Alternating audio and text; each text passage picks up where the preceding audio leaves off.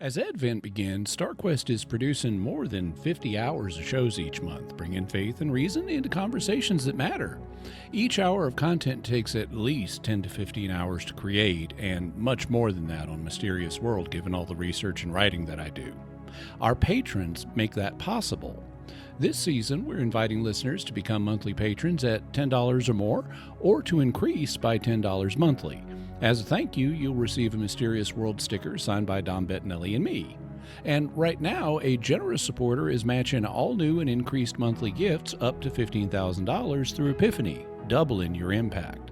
Visit sqpn.com/give to become a patron today. Thank you.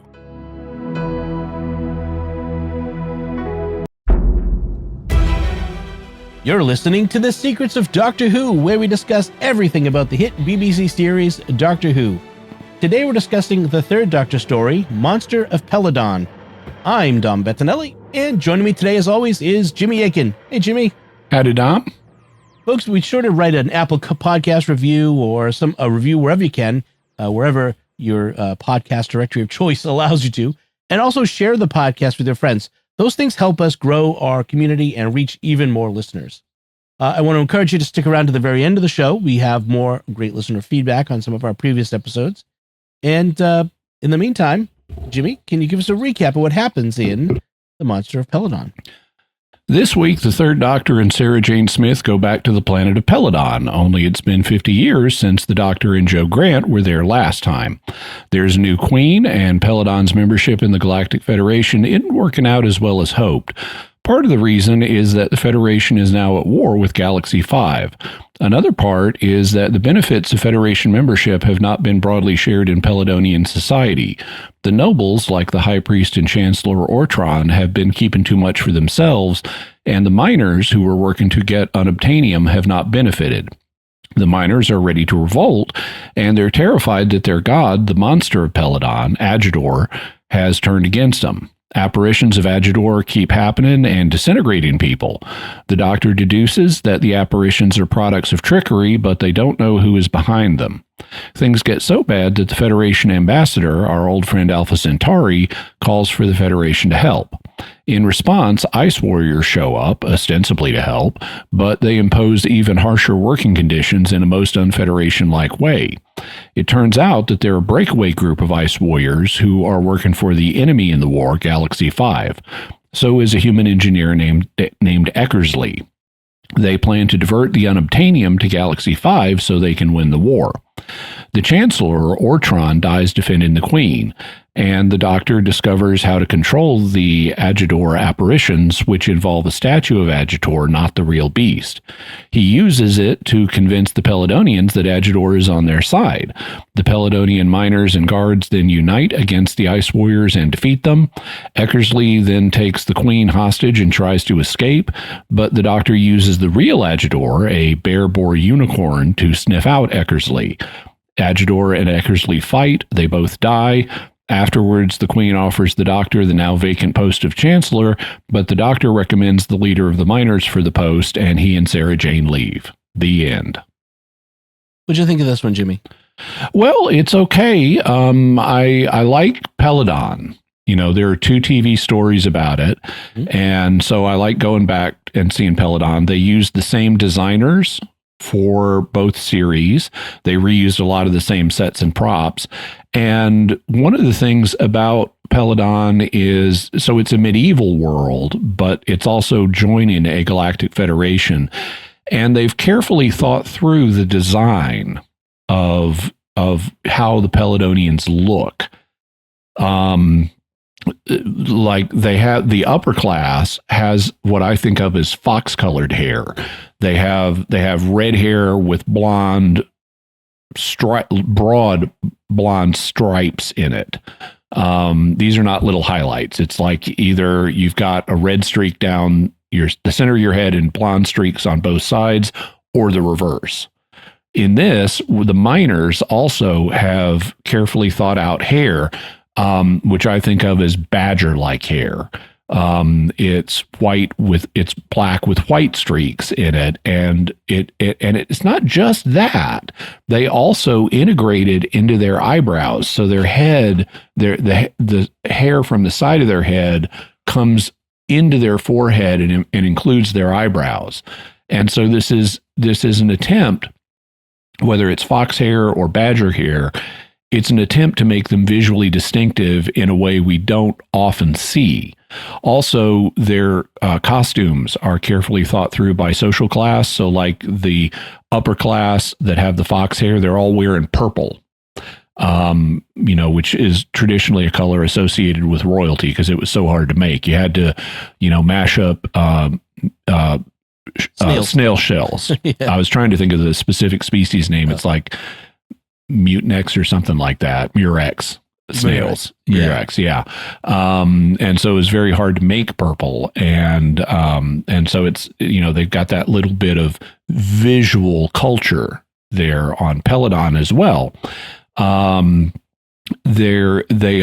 just in general, the sets as well are very nicely designed. One of the things they establish about Peladon is they use sconces and they never talk about this, they just do it. They use sconces as door controls. So a sconce, for people who are not familiar with that word, is a wall fixture where you put like a torch or some other kind of light into the sconce to hold it. And so when you want to enter a room, you like pick up the sconce off the wall and reposition it a little bit, and the door opens or closes. And that's a nice little technological thing. We don't have that on Earth. We don't use sconces for door controls, but they do here. Yeah. And every time I see that, I also think about the fact there's a contra dance, an old style contra dance called the lighted sconce that I used to call a lot. And so when I see them manipulating the sconces, I think about that dance. Also, one of the things I like about the Peladon stories is they're very cosmopolitan, because they are either in the first story are in the process of joining the Federation, or here they are members of the Federation. We get lots of aliens. In the first one, we had all these alien ambassadors. Here we have the one ambassador, Alpha Centauri, who's back. And why that is, I don't know. I don't have anything. I don't mind Alpha Centauri as a character. Alpha Centauri is basically a green centipede that's upright, and technically, I guess he's got like 6 upper limbs, and then he rides on a slug base. But there's an obvious fact about Alpha Centauri that I can see how this character got created and people might not have realized it. It's the same problem that affects the Vervoids in the Sixth Doctor's time, but it's Alpha Centauri looks extraordinarily like a green phallus. Yeah. And after they saw Alpha Centauri on screen, they had to realize that. And brought him back. And they brought him back. And they didn't change the design. They put a new cloak on him, but he still looks like an enormous green phallus. With a high squeaky voice that's played by a woman. Yeah. And it's like, what was this, some kind of in joke or what, department or but we also have ice warriors in this. We have a human in this who's not a Peladonian. So you have this cosmopolitan mix of aliens, and I like that. It adds texture to these stories. So I like going to Peladon. This one I thought suffered from the fact it's a 6-parter.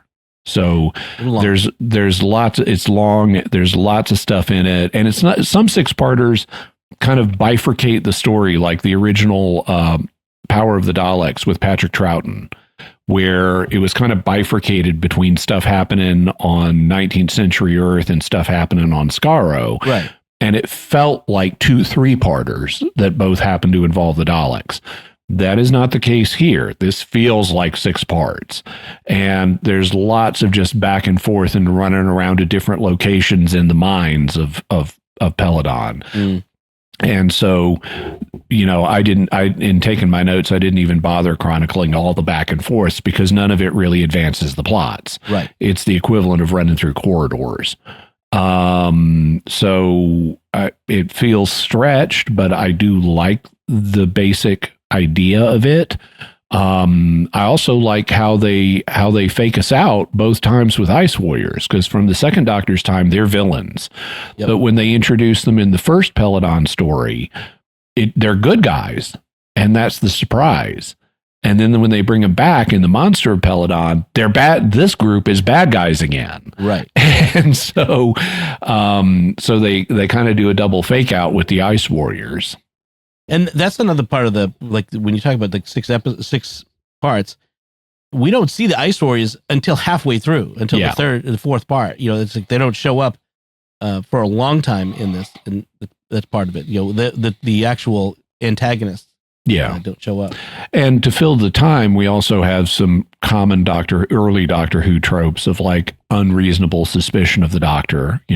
Ortron, the High Priest, is basically an antagonist in the first 3 episodes who doesn't trust the Doctor at all, even though the Doctor has established via Alpha Centauri, who was here 50 years ago, that it is the same guy. You can trust him. He is a friend, but Ortron just won't believe it. Right. They do finally give Ortron a redemptive finish, though, because he sacrifices himself to save the Queen. So even though he's been a bad guy, he has a redemptive arc. Yeah, and that's another interesting part, and also another trope from early Doctor Who, which is miners revolting against bad working conditions. Mm-hmm. So it's almost as if that was a common thing in Britain. But there was this conflict between the classes, and then when an external foe shows up in the Ice Warriors, the Peladonians, put aside their differences. Yeah, and that's when Ortron starts to have this.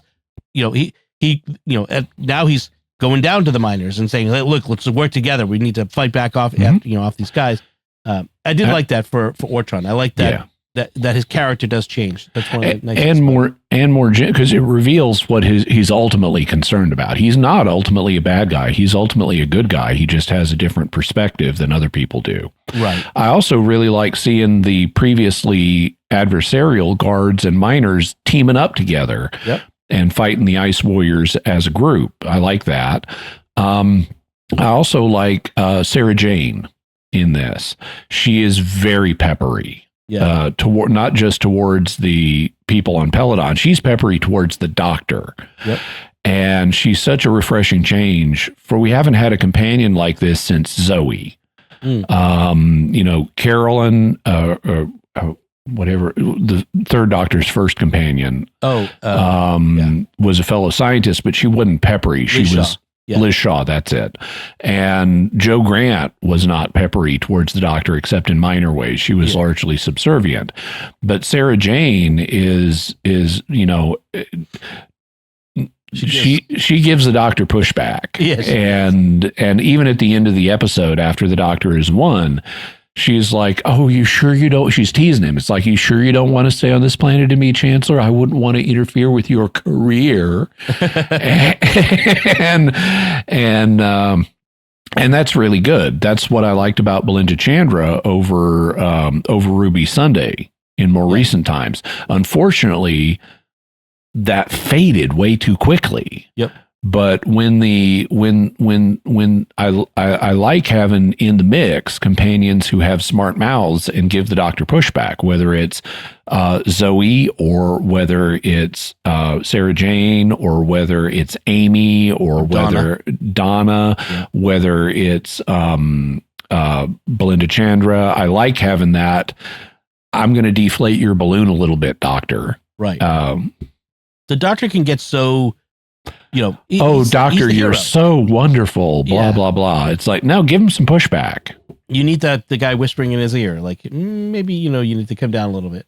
Yeah. The other thing that kind of reminded me of is sort of an allegory for the Cold War and how first world nations would align with third world nations for the resources and the land, basically. So we had, whether it was the UK, the USSR, and the NATO, or US Warsaw Pact. Yeah, the Warsaw Pact versus NATO, over trying to get control of like Southeast Asia or Latin America, and we're pals with, I don't know, El Salvador, but the benefits of that relationship are uneven among the people down there. The elites get the benefit, but the average person doesn't. And that was really at one point the Doctor says to the Queen, is like, Ortron wants the benefits of Federation membership for the aristocrats. He doesn't really care about that the miners get it. You need to convince the miners of the benefits of Federation membership and make sure that they get it. And it's interesting, since we've got the word Federation in here, how this compares to the United Federation of Planets in Star Trek, because they have, as part of the Prime Directive, you don't let primitive peoples know about off-world technology and warp drive and stuff like that. Star Trek would never consider Peladon for membership at its present social stage of development. And that causes problems here. They don't have an advanced economy. They don't have a way where kleptocrats in the aristocracy aren't going to keep a lot of the profits for themselves. And they do have something like a Prime Directive, though, because they've got this secret, it's not secret, but they have this room with all these advanced Federation weapons in it that the miners eventually get control of. And so, but the miners are not allowed to have these weapons. And so they have something like the Prime Directive. It just works very differently. Right. Yeah, and you mentioned Sarah Jane in this one, and she actually, and her role in this, one is because it's a feudalist society, she's consistently disrespected. Oh yeah. And overlooked as being of no importance. And she gets to do some feminist lemons lib preaching in here. Right. In fact, the Doctor tells her to talk to the Queen about women's lib, which is, again, very 70s. It's a very 70s thing. So I thought that was kind of an interesting of the time. So then we have... what I wonder, because the Queen... her name is Thalira. She's the daughter of the king from the final king from the first story. And basically we get some insight because her father died when she was a child.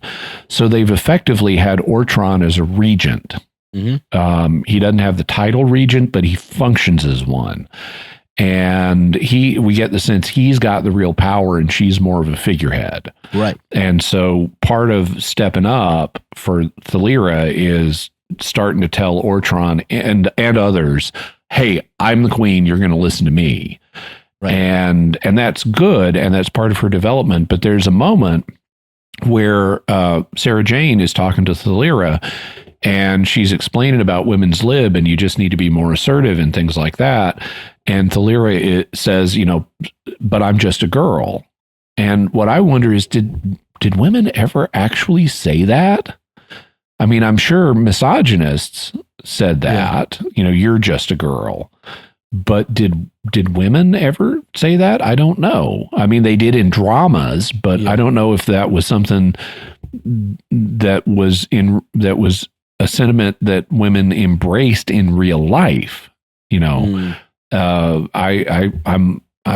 an interesting sociological question. I could see it going either way, but women tend to stand up for themselves, has been my experience. And I just find it a little hard to imagine I'm just a girl was actually an attitude that was embraced, at least by adult women in, in marriages and in social settings and things like that. I mean, I suppose it could be possible on a small scale, individuals here and there. Yeah, individuals here and there. But if you're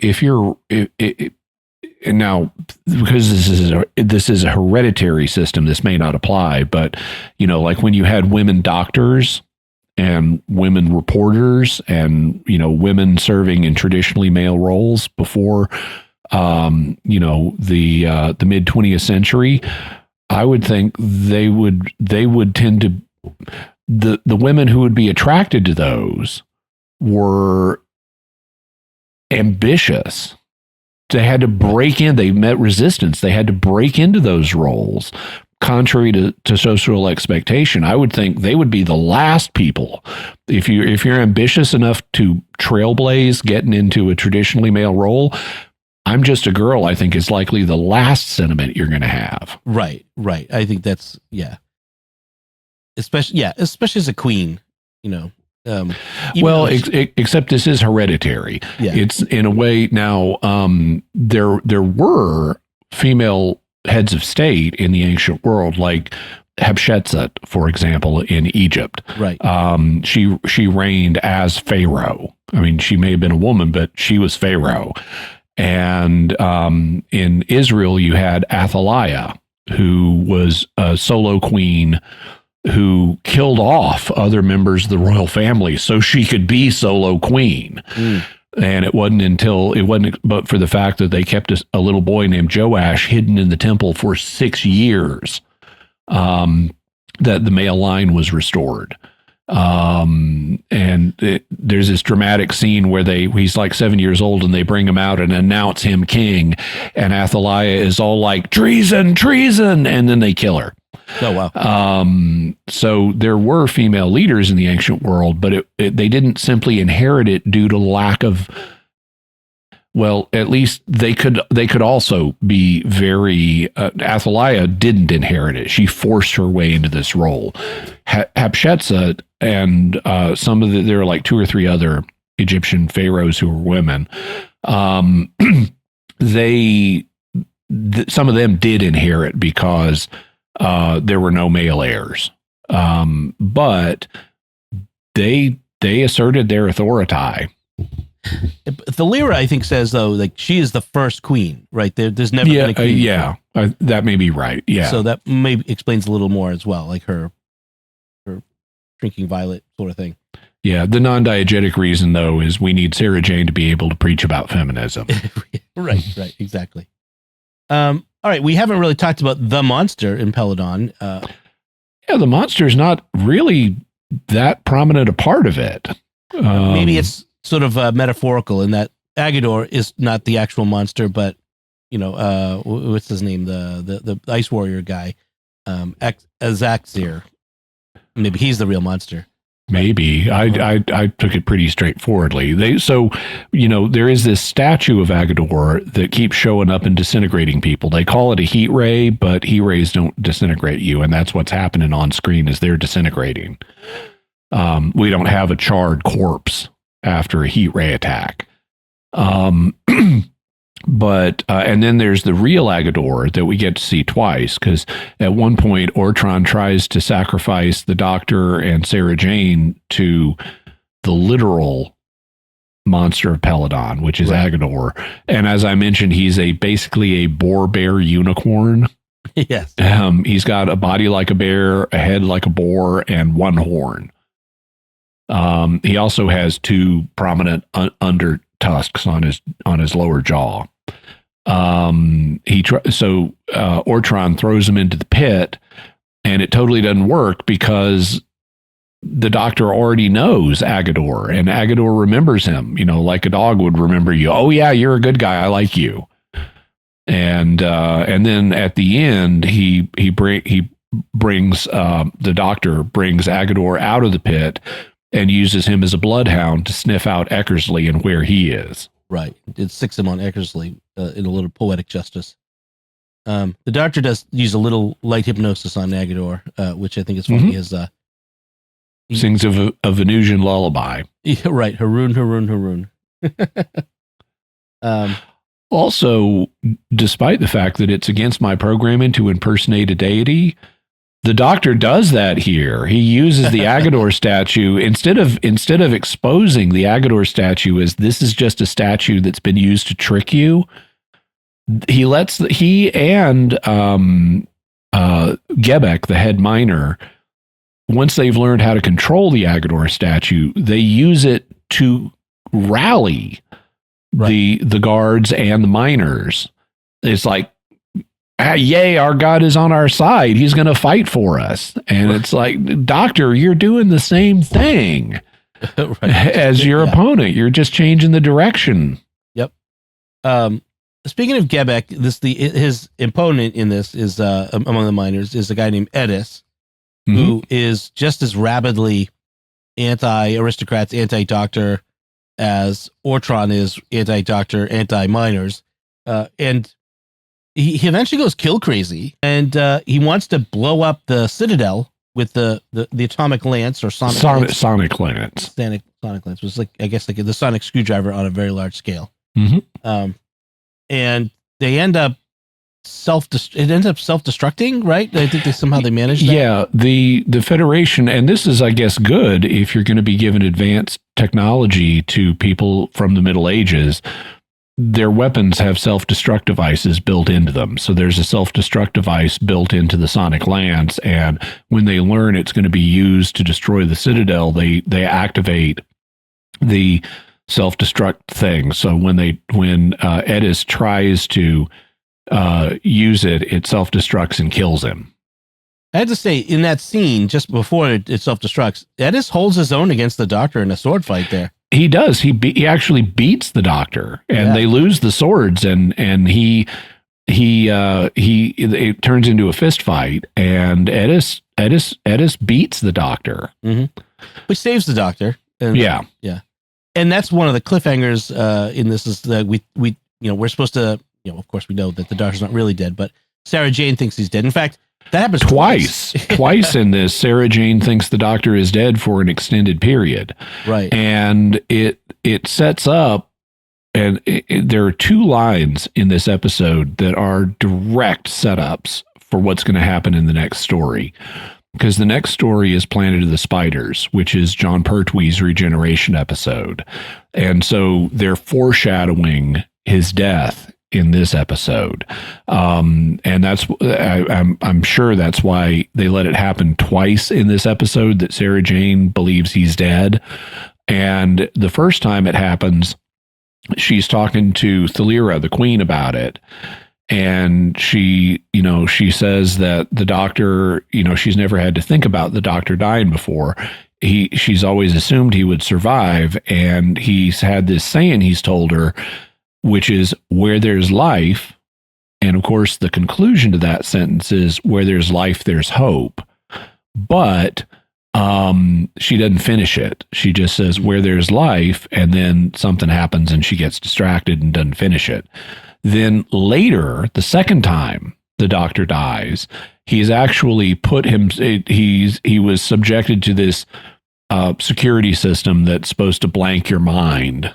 And it gets so intense that he seems to die, but we later learn he's really put himself in a state of sensory withdrawal so that the security device can't hurt him. I mean, he's done what he needs to do with the machine he's been working on. He doesn't need to stay conscious anymore, so he allows himself to go unconscious, but he looks dead, and Sarah Jane comes in and she starts crying, and a tear falls on the Doctor's face, and he says, "Tears?" And that's like his first line upon reviving. Okay, all of that is setting up the final scene in Planet of the Spiders, where the Doctor has been to the Planet of the Spiders. He's gotten severely radiation poisoned. He stumbles back into unit using the TARDIS, falls on the floor of the lab, and Sarah is crying again. And he says, "Tears, Sarah Jane? Where there's life," and then he dies. And then the Time Lord, pretending to be a Buddhist monk, Kampo, appears and says, now we just need to give him a little push to start the regeneration. And he regenerates into Tom Baker.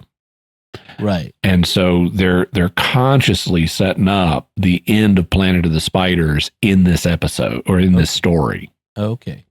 It's interesting. Yes. That's good writing in that. Yeah. All right. So in the end, as usual, like as you mentioned, the Doctor is the Third Doctor can resist any attempts to subdue him. It seems to be his thing. He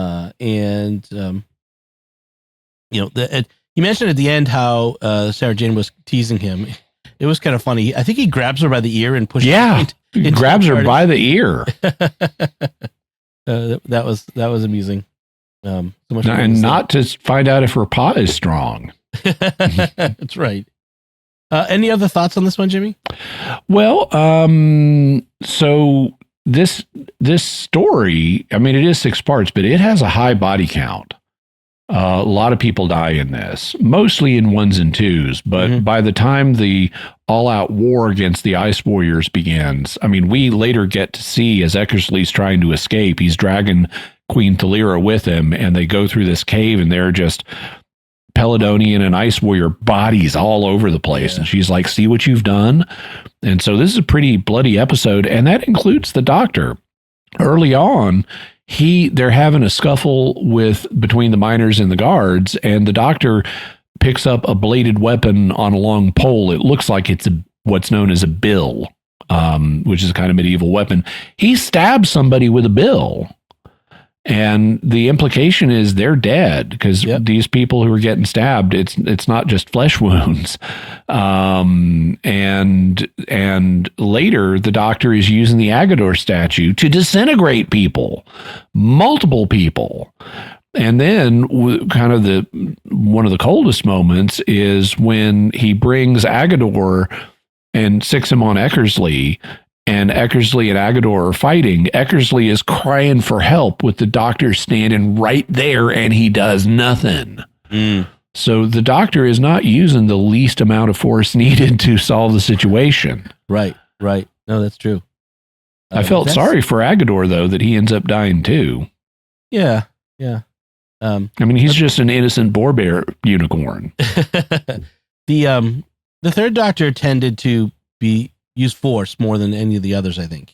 Yeah, but it's usually Venusian Aikido that doesn't hurt anybody.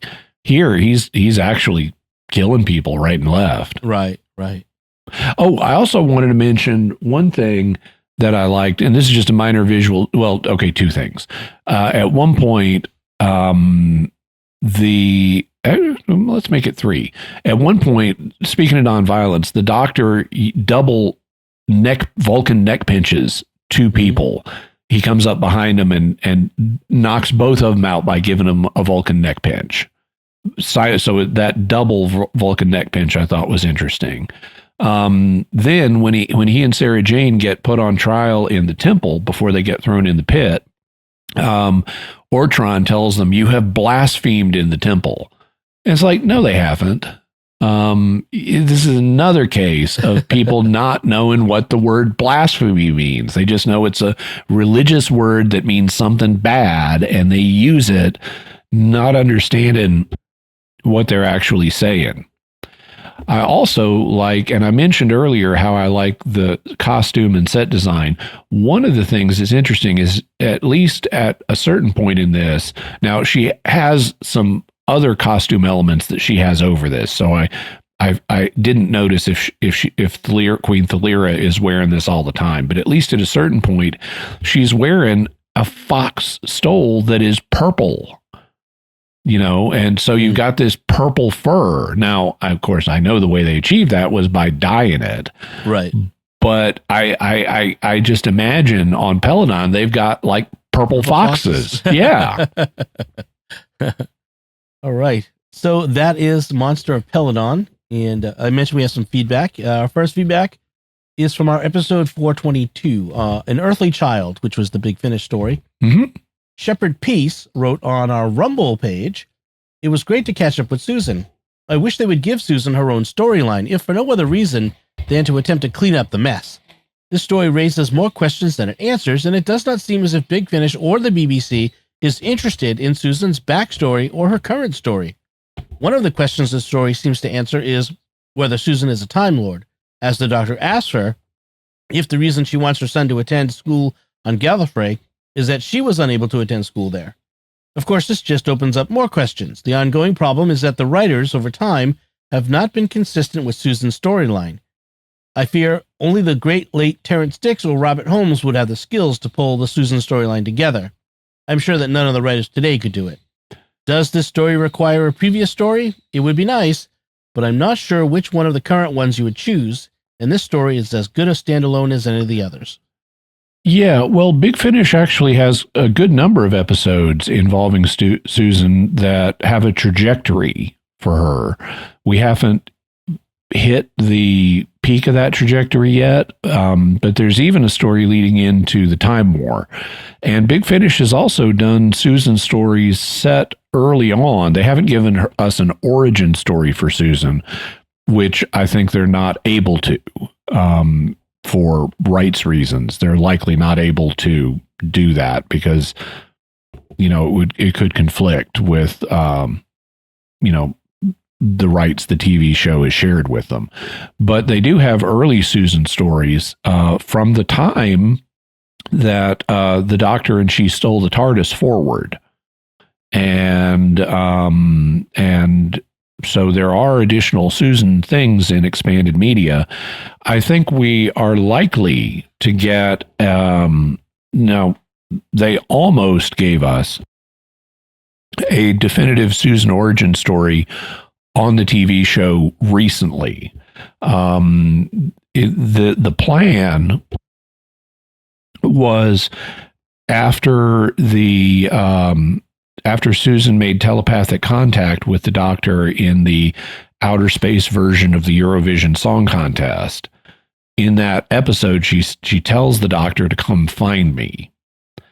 And then we later get another mental image of Susan. And then we were going to get more in the Reality War, the season finale for Ncuti Gatwa's second season.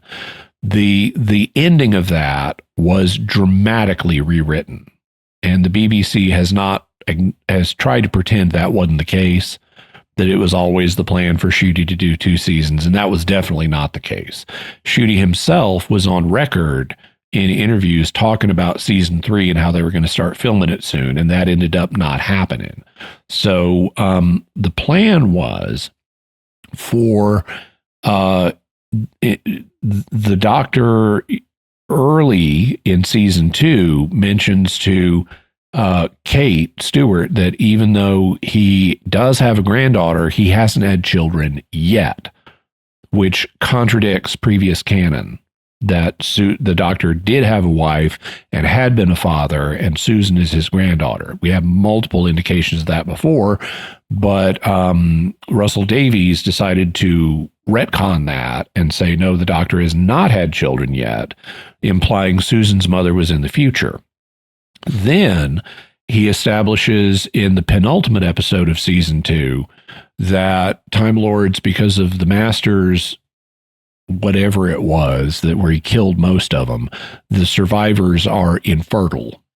And so it would seem that the Doctor can't have a child in the future either without a science fiction rigmarole to make it possible. That rigmarole then arrived in Wish World, where early on in the first episode of the first season, Space Babies, the Doctor had said to Captain Poppy, I wish I was your father. And that was going to happen. That happened in the Wish World and the Reality War, where the Doctor and Belinda have Poppy as their child. And it was at the end of the Reality War, after the villains had been defeated, there was going to be a scene, a still of which has been leaked, or not leaked, but accidentally released, where the Doctor is dancing with Belinda at a party. And what was going to happen was we would have Susan with Poppy watching from a distance the Doctor dancing at this party.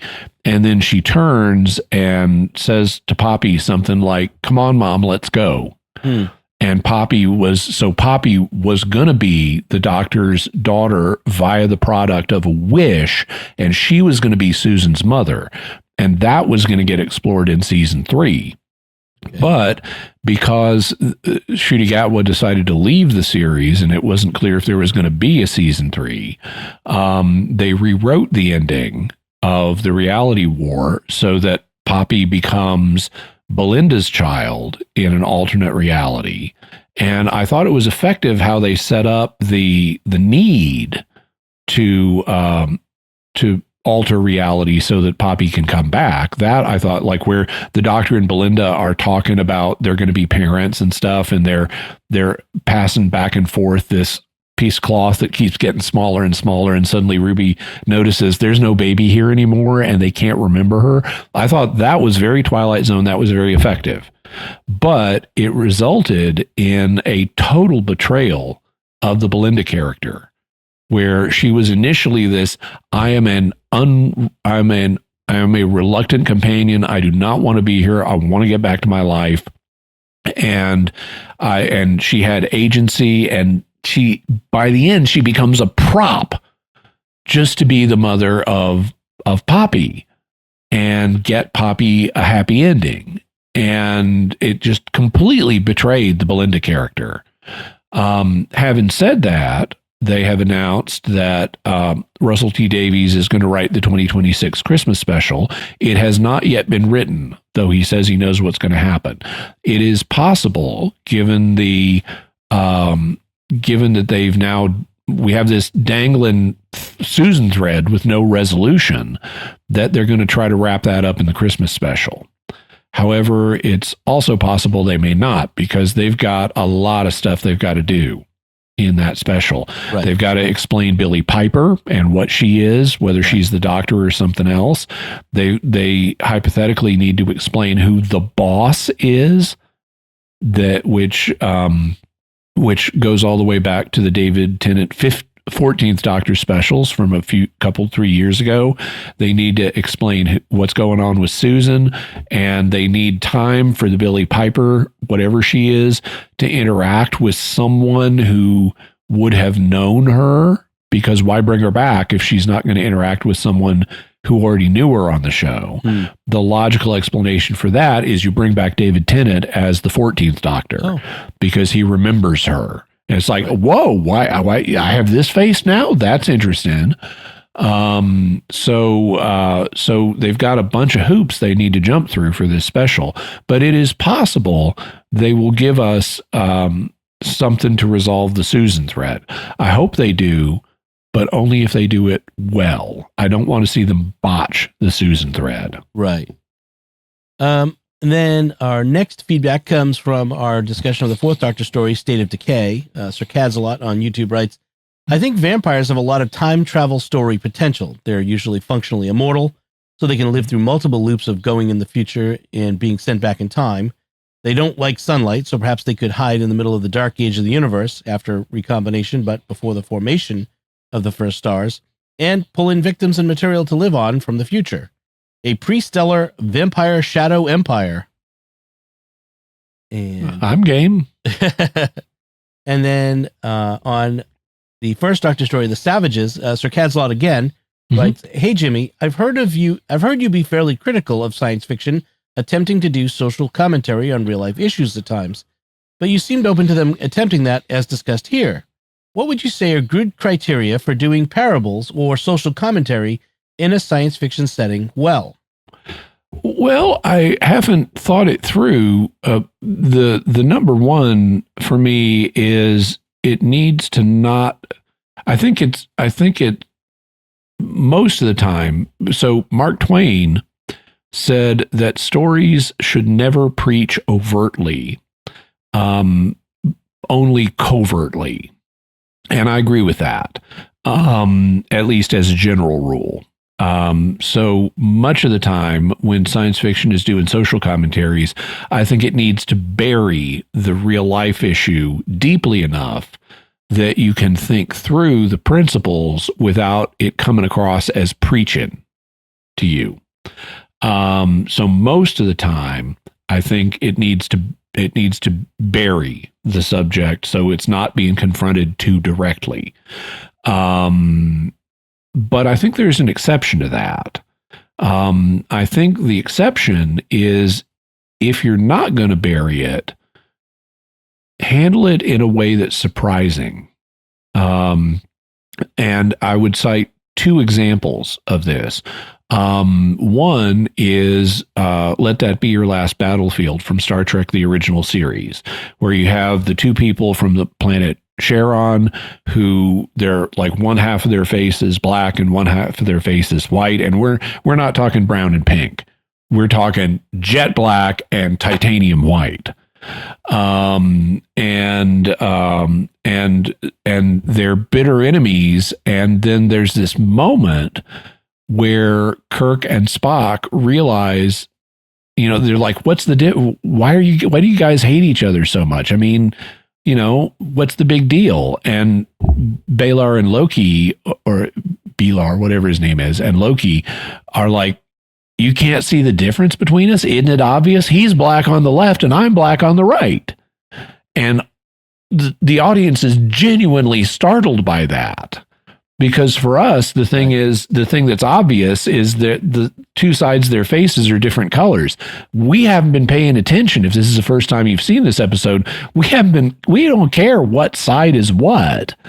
And that is a surprising way to deal with black-white racial tensions that really makes it obvious how an outsider could look at it and say, what do you guys care here? You're both the same race. What does this coloration difference matter? And that's an effective way of doing it. So I like that. Having with the Savages in Doctor Who, if they had followed through on the upper class is black and the lower class is white, that would have been interesting. It would be another way of directly confronting it and doing something that's not just the usual preaching. It's not as surprising as the Let That Be Your Last Battlefield moment, because it would be obvious from the beginning that this is a parable. Whereas in Let That Be Your Last Battlefield, there's this dramatic revelation moment where suddenly everything changes in terms of how you perceive the story. That wouldn't happen with the Savages if they had followed through with the initial design, but at least it wouldn't have been the usual preaching. It would do something different. And so I think if you're not gonna approach the social issue obliquely, the way Mark Twain recommended, I think you need to do something different so it still doesn't come across as, okay, here comes our sermon. Yeah, not too preachy. Do something interesting. Yeah. All right. Well, thanks everyone for your feedback. We do appreciate it. And now we want to take a moment to thank our patrons who make it possible for us to create the Secrets of Doctor Who, including Father Jeff H., Mark N., Zipporah T., Tim S., and Christopher H. Their generous donations at sqpn.com/give make it possible for us to continue the Secrets of Doctor Who and all the shows at StarQuest. And you can join them by visiting sqpn.com/give. So we'd love to hear from you. What do you think of the Monster of Peladon? You can let us know by commenting on the show at sqpn.com or the Secrets of Doctor Who Facebook page. Send an email to drwho@sqpn.com. Visit the StarQuest Discord community at sqpn.com/discord, or watch the Secrets of Doctor Who on our YouTube channel at youtube.com/StarQuestMedia and leave a comment there. We'll be back next time when we'll be discussing the fourth Doctor story, Warrior's Gate. Until then, to me, Akin, thank you for joining me and sharing the Secrets of Doctor Who. Oh, Ramona's going. Oh. And once again, I'm Dom Bettinelli. Thank you for listening to the Secrets of Doctor Who on StarQuest. And remember, royalty is no excuse for stupidity.